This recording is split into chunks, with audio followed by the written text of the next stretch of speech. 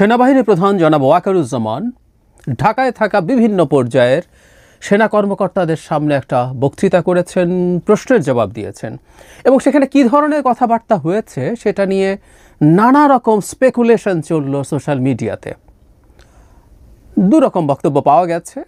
In fact শেষ পর্যন্ত আমরা মেইন স্ট্রিম মিডিয়াতে বেশ রাতে যখন আসলো সেটায় যে ধরনের বক্তব্য তার সাথে অ্যালাইন্ড বক্তব্য পাওয়া গেছে, আবার কেউ কেউ সেটাকে তুড়ি মেরে উড়িয়ে দিতে চেয়েছিলেন, এরকমও আছেন। খুবই ইনফ্লুয়েন্সিয়াল লোকজন, ইনফ্লুয়েন্সিয়াল সোশ্যাল মিডিয়া ইনফ্লুয়েন্সার্স, তারা তুড়ি মেরে উড়িয়ে দিতে চেয়েছেন।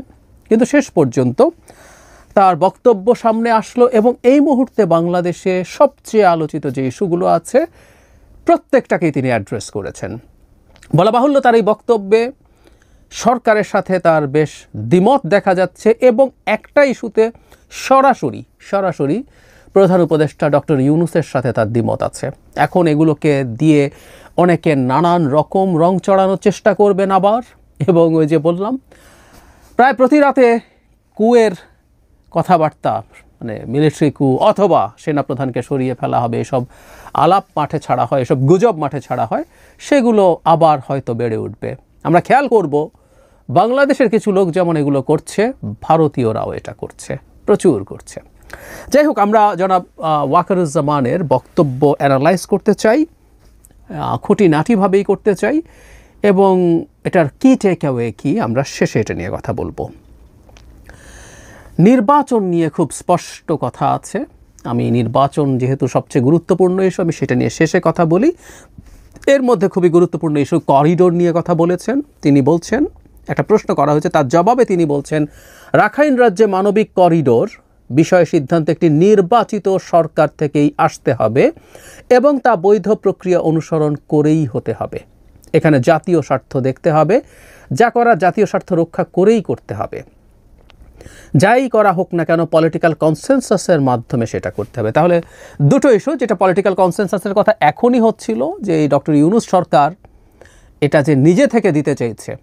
প্রসঙ্গত একই দিন গতকাল high representative, national security adviser এবং ডিফেন্স মিনিস্ট্রির চালাতে প্রধান উপদেষ্টাকে সাহায্য করা ডক্টর খলিলুর রহমান আবার সাংবাদিকদের সামনে এসেছেন এবং মিথ্যাচার করেছেন। আমি মিথ্যাচার শব্দটা বলছি।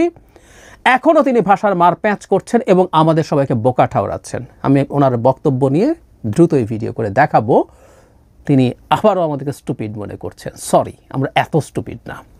যাই হোক, এখানে এই সরকারের এটা করার এখতিয়ার আছে বা করা উচিত আছে, এটাও তিনি মনে করেন না। একটা নির্বাচিত সরকারে করা উচিত, এবং সেই নির্বাচিত সরকারের ক্ষেত্রেও তিনি বলছেন যে একটা ন্যাশনাল বা পলিটিক্যাল কনসেনসাসের মাধ্যমে, এখন তো বটেই, সে সময়ে হতে পারে। সুতরাং করিডোর নিয়ে যে ধরনের কথাবার্তা হচ্ছিল, দিনের শেষে এখানে আমাদের military involvement is very important. তাদের দিক থেকে খুব শক্ত একটা বার্তা সরকারের কাউকে, আমি ঠিক জানি না প্রধান উপদেষ্টা এই ব্যাপারটা কতটা চেয়েছেন, কিন্তু ডক্টর খলিলের যে ভীষণ আগ্রহ আছে এটা আমরা বুঝতে পারি বা ধারণা করতে পারি। প্রেস সচিবও খুবই ডিফেন্ড করেছিলেন এবং এক অর্থে তারা পররাষ্ট্র উপদেষ্টাকে ভিলেন বানানোর চেষ্টা করেছেন। এটাও অত্যন্ত মিথ্যা, অন্যায়ভাবে করছেন। যাই হোক, খুবই গুরুত্বপূর্ণ একটা বার্তা আছে মব ভায়োলেন্স নিয়ে। আমি আসব।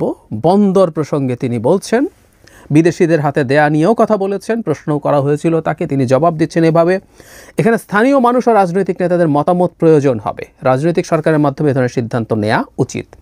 এই একটা জায়গায় ডক্টর ইউনূসের সাথে তার একদম সরাসরি বৈপরীত্য আছে। আমরা যখন প্রধান উপদেষ্টা চিটাগং গেলেন, চিটাগং ইউনিভার্সিটির সমাবর্তনে, সেখানেই তিনি চট্টগ্রাম বন্দরে গেছেন এবং বন্দর কেন বিদেশিদের দিয়ে দেওয়া উচিত পরিচালনার জন্য বেশ দীর্ঘই বলবো, একটা বক্তৃতা করেছেন। মোটিভেশনাল স্পিচ, এক্সাজারেটেড, কিন্তু দারুণ স্বপ্ন এবং আশা তিনি দেখিয়েছেন। এটা তিনি অসাধারণভাবে করতে পারেন। He is a magician in that area. So এটা একেবারে যে তার নিজস্ব চিন্তা, তার নিজস্ব ড্রিম, সেখানে বলছেন যে সবার সাথে কথা বলতে হবে, কিন্তু এটাও সেনাপ্রধান মনে করেন যে রাজনৈতিক সরকারের মাধ্যমে, এটা রাজনৈতিক সরকার না, রাজনৈতিক সরকারের মাধ্যমে এটা হওয়া দরকার। সংস্কার প্রসঙ্গে তিনি বলছেন কি হচ্ছে, কীভাবে হচ্ছে, এ বিষয়ে তার কিছু জানা নেই, তার সাথে আলোচনা করা হয় নাই। তিনি সবাইকে ধন্যবাদ দিয়েছেন এবং শেষে এসে বলছেন অন্তর্বর্তী সরকারকে আমরা সহযোগিতা করছি, সহযোগিতা করে যাব। এখানেও সে আবার একই ব্যাপার, এটা নিয়েও কথা বলবো। মব ভায়োলেন্স, এটা সরকার এবং এনসিপির জন্য একটা অ্যালার্মিং সাইন। সরকার এবং সরকারের বিশেষ করে সেই অংশটা যাদের নির্বাচন যত পিছিয়ে ক্ষমতায় বসে থাকা যায় সেই খোয়াব আছে, এটা একটা বার্তা ডেলিবারেটলি তিনি দিয়েছেন বলে আমি মনে করি। তিনি বলছেন মব ভায়োলেন্স বা উশৃঙ্খল জনতার সঙ্গবদ্ধ বিশৃঙ্খলা বা আক্রমণের বিরুদ্ধে কঠোর বার্তা জানিয়েছেন ওয়াকারুজ্জামান। তিনি বলেন আইন শৃঙ্খলার পরিস্থিতি নিয়ে সেনাবাহিনী এখন আরও কঠোর অবস্থানে যাচ্ছে। সংঘবদ্ধ জনতার নামে বিশৃঙ্খলা বা সহিংসতা আর সহ্য করা হবে না। কিছু লোকজন, একটা গোষ্ঠী যারা আসলে পেছনে থেকে এই এনসিপির লোকজনকেই মূলত সামনে রেখে, তাদের সাথে লাইন লোকজনকে রেখে, বৈষম্য বিরোধী ছাত্র আন্দোলনকে রেখে নানান কিছু করানোর চেষ্টা করেছে। এবং এটা বিপ্লবের পর এগুলো বিপ্লবী শক্তি, তারা যা ইচ্ছা তা করতে পারে। কালচারাল রেভলিউশনের সময় যেমন মাও জেদং স্কুলের বাচ্চাদেরকে, ইয়াং অ্যাডাল্টদেরকে রাস্তায় নামিয়ে দিয়েছিল, সবাইকে পেটাও, মারো, ধরো, ওটা ভাঙো, সেটা করো, রেড গার্ড, তাদের আদলে তাদের কাছে একটা ক্লিয়ার বার্তা দিয়েছেন, আমরা এটা বলতে পারি। কারণ সম্প্রতি এই যে হান্নান মাসুদ যাদেরকে ছাড়িয়ে আনতে গেলেন, হাক্কানি পাবলিশার্স নিয়ে যা হয়েছে, এটা একটা গুরুত্বপূর্ণ বার্তা। বাংলাদেশ নির্বাচনের দিকে যত যেতে থাকবে, দেশের ল অ্যান্ড অর্ডার ঠিকঠাক হওয়ার জন্য এটা দরকার। এবং এটা কেন গুরুত্বপূর্ণ? যদি নির্বাচন নিয়ে আলাপ হয় এবং কোনো একটা পর্যায়ে বিএনপি যদি নির্বাচন চাওয়ার ক্ষেত্রে সে পলিটিক্যালি মাঠে নামে, এই ধরনের কিছু কাজ, কিছু মব নামিয়ে সেটাকে নানা কিছু ঘটানোর চেষ্টা করতে পারে। শুধু সেটা না, মব নামিয়ে দে ক্যান ডু এনিথিং, সেটার উপরে স্পষ্ট বার্তা। এটাও নির্বাচনের অনিশ্চয়তা ঠেকানোর জন্য, অনিশ্চয়তাকে দূর করার জন্য গুরুত্বপূর্ণ পদক্ষেপ। যেটা বলছিলাম, সবচেয়ে গুরুত্বপূর্ণ যে জায়গা সেটা হচ্ছে ডিসেম্বরে নির্বাচন। পড়ছি আমি, আগামী ডিসেম্বরের মধ্যে জাতীয় নির্বাচন হওয়া উচিত বলে মনে করেন সেনাবাহিনী প্রধান জেনারেল ওয়াকারুজ্জামান। নির্বাচন প্রসঙ্গে তিনি জানিয়েছেন এই বিষয়ে তার অবস্থান আগের মতোই। দেশের ভবিষ্যৎ পথ নির্ধারণের অধিকার একটি নির্বাচিত সরকারেরই রয়েছে তিনি মনে করেন। খুব ক্লিয়ারলি তিনি ওনার এই ডিসেম্বরের জায়গা আছে এবং এই নির্বাচনের জন্য তিনি ওভারঅল অন্তর্বর্তী সরকারকে সাহায্য করে যাচ্ছেন। কথাটা প্রায় বলা হচ্ছে, কিন্তু প্রত্যেকটা ভিডিওতে বলে রাখা ভালো, কারণ সবাই তো সব ভিডিও শোনেন না। ওনার যে লাস্টে যেটা বলেছেন, যেটা আমি আগে পড়েছি, যে অন্তর্বর্তী সরকারকে তারা সাহায্য করে যাবেন। সেনাপ্রধান যতবারই বক্তৃতা করেছেন এবং যে ধরনের বক্তব্য দিচ্ছেন, এই যে এক ধরনের পলিসি ইস্যুতে তার বক্তব্য দিচ্ছেন, সেই বক্তব্যগুলো নিয়ে কেউ না কেউ প্রশ্ন করতে পারেন যে সেনাপ্রধানকে এই বক্তব্যগুলো দিতে পারেন। নির্বাচনের সময় কবে হবে, করিডোর সেটা কি হবে, মব, যেহেতু উনি ম্যাজিস্ট্রেসি পাওয়ার নিয়ে মাঠে আছেন, তিনি মব নিয়ে কথা বলতে পারেন। করিডোর, চিটাগং পোর্ট কি হওয়া উচিত অনুচিত, সেগুলো নিয়ে কথা বলার তার এখতিয়ার আছে কিনা, এই আলাপ কেউ করলেও করতে পারেন। কিন্তু আসলে এই এখতিয়ারের আলাপটা ডক্টর ইউনূস সরকারের প্রতিই আছে। প্রেস সচিব যেভাবে বলেছেন everything, they got the mandate to do everything, তাদের এভরিথিং করার ম্যান্ডেট আছে কিনা এই আলাপ আমরা করছি। কারণ এই ধরনের সরকার আমাদের আগে আসলে আর ছিল না এইরকমভাবে। এটা এরশাদ পতনের পর যে ধরনের একটা সরকার হয়েছিল শাহাবুদ্দিন আহমেদের নেতৃত্বে, বা ১/১১ সরকার, ওইটা একটা কু ছিল, মিলিটারি সরকার। এটা একটা গণঅভ্যুত্থানের সরকার, নিশ্চিতভাবেই একদম টিপিক্যাল কেয়ারটেকারের চাইতে অবশ্যই ম্যান্ডেট, তার এখতিয়ার অনেক কিছু বেশি আছে। কিন্তু সংস্কার করার ম্যান্ডেট আছে বলে দুনিয়ার সব কিছু সংস্কারের মধ্যে তো ওর এখতিয়ার নিয়েই তো আমরা প্রশ্ন করছি। সুতরাং আমাদের এই সিচুয়েশনটা খুব স্ট্রাকচার্ড না, একটা ফ্লুইড সিচুয়েশন। এখানে সরকার কি, সেনাপ্রধান তো সরকারের অধীনস্থ, প্রধান উপদেষ্টা যা চাইবেন তাই হবে, তিনি প্রধান উপদেষ্টার সাথে কন্ট্রাডিক্ট করে কথা বলছেন। আমাদের ওই পরিস্থিতিটা ৫ আগস্টের পর থেকে নাই। জেনারেল ওয়াকারুজ্জামানের গুরুত্বপূর্ণ, আলাদাভাবেও তার গুরুত্বপূর্ণ স্টেকেই শেখ হাসিনা পতনের ক্ষেত্রে আছে। তার একটা সিদ্ধান্ত আমাদের রক্তপাত বন্ধ করেছে, কমিয়েছে, এবং শেখ হাসিনার পতন আর দেরি করায়নি। দেরি হওয়া মানেই হচ্ছে প্রতিদিন মানুষের মৃত্যু, অনেক মানুষের মৃত্যু। নিজের জীবনের ঝুঁকি নিয়ে তিনি সেটা করেছেন। সুতরাং তার একটা ডিফারেন্ট স্টেক আছে, এবং সেই স্টেকই তাকে এইভাবে যখন তিনি কথা বলছেন, সেটার এক ধরনের গ্রাউন্ডও আছে বলে আমি মনে করি।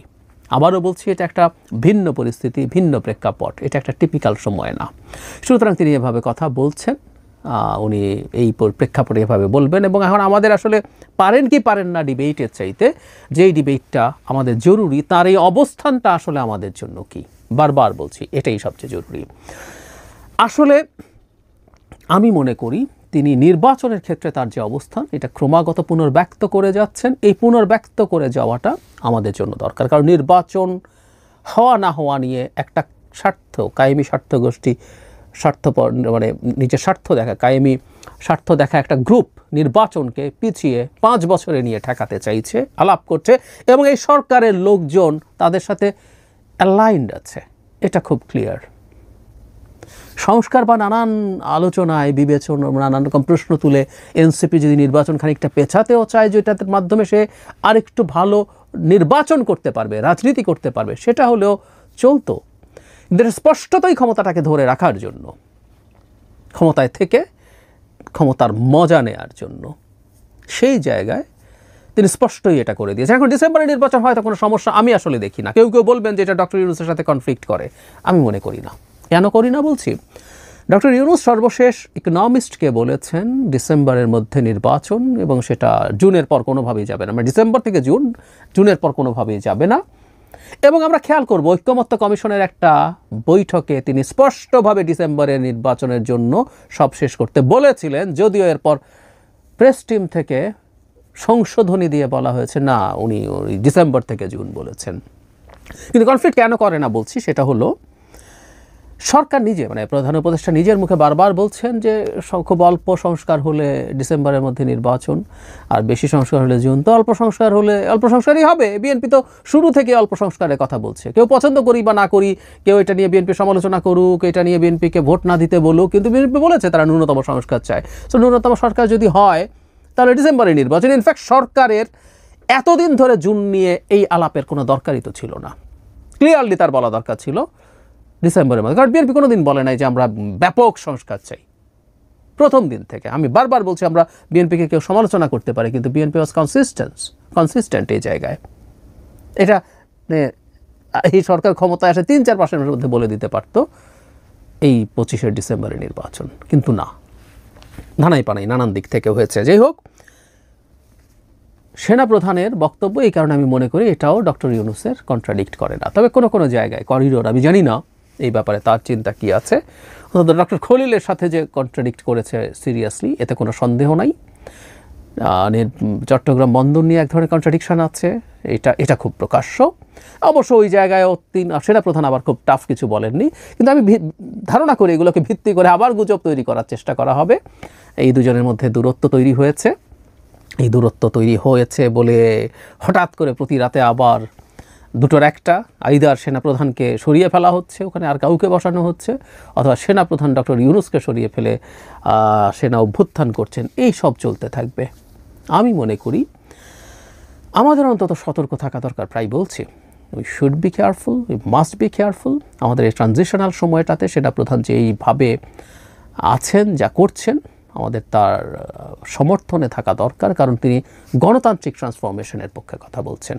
তার বিরুদ্ধে কিছু অভিযোগ, তিনি এটা করেননি কেন, ওটা করেননি কেন, কিছু কিছু ক্ষেত্রে এইসব অভিযোগের গ্রাউন্ডও আছে। কিন্তু একটা স্টেট যখন গণঅভ্যুত্থান পরবর্তী সময় একেবারে ধ্বংসপ্রাপ্ত একটা স্ট্রাকচারের মধ্যে ছিল, সেখানে কিছু ভুলভ্রান্তি, কিছু সমস্যা থাকতেই পারে। এখন আমরা সামনে এগিয়ে যাওয়ার ক্ষেত্রে যে ব্যাপারটা দাঁড়ায়, সেটা ক্লিয়ার হতে হবে। বটম লাইন হচ্ছে, আমি মনে করি, আমি এর আগেও একটা ভিডিওতে বলেছি, প্রধান উপদেষ্টা এবং সেনাপ্রধান আমাদের এই মুহূর্তে সবচেয়ে গুরুত্বপূর্ণ দায়িত্বে থাকা দুজন মানুষ। দুজনকে আমরা অন্তত নির্বাচনের পক্ষে, নির্বাচনের সময়সীমা নিয়ে মোটামুটি অ্যালাইন্ড অবস্থায় দেখছি। তারা তাদের এই জিনিসগুলো ঠিকঠাক করবেন, তারা তাদের সলিডারিটি, তাদের মধ্যে যে কোনো খুব বেশি দূরত্ব নেই, তাদের মধ্যে যে সমস্যা নেই, সেটা জনগণের সামনে একটু দেখাবেন। কারণ আমি গত ভিডিওতেই বলেছি যে ক্রমাগত এই গুজবগুলো চলতে চলতে চলতে চলতে ইন্ডিয়ান মিডিয়াতে বা কিছু ব্যক্তি আছেন দেশের বাইরে থেকে ক্রমাগত প্রতিদিন প্রতি রাতে এগুলো করতে করতে মানুষের কাছেও কিছু না কিছু ট্র্যাকশন তৈরি হয়। সচেতন মানুষ এগুলো খানিকটা বিশ্বাস করতে চেষ্টা করেন। সেনাপ্রধানের বক্তব্যের পরে এই প্রবণতা বাড়তে পারে। ডক্টর ইউনূসকে অ্যাক্টিভ রোল প্লে করতে হবে আমি মনে করি। তাকে কে গিয়ে কি বোঝাতো সেগুলো না বুঝে নিজে তিনি যাতে প্রোঅ্যাক্টিভলি সিদ্ধান্ত নেন, আমাদের এই ক্রান্তি লগ্নে এটা খুবই জরুরি। এবং আমরা চাই আমাদের এই খুবই গুরুত্বপূর্ণ দুইজন মানুষ, প্রধান উপদেষ্টা এবং সেনাপ্রধান, তারা একসাথে এই দেশকে গণতান্ত্রিক ট্রান্সফরমেশনের দিকে নিয়ে যাচ্ছেন, সেটা জনগণ দেখবে।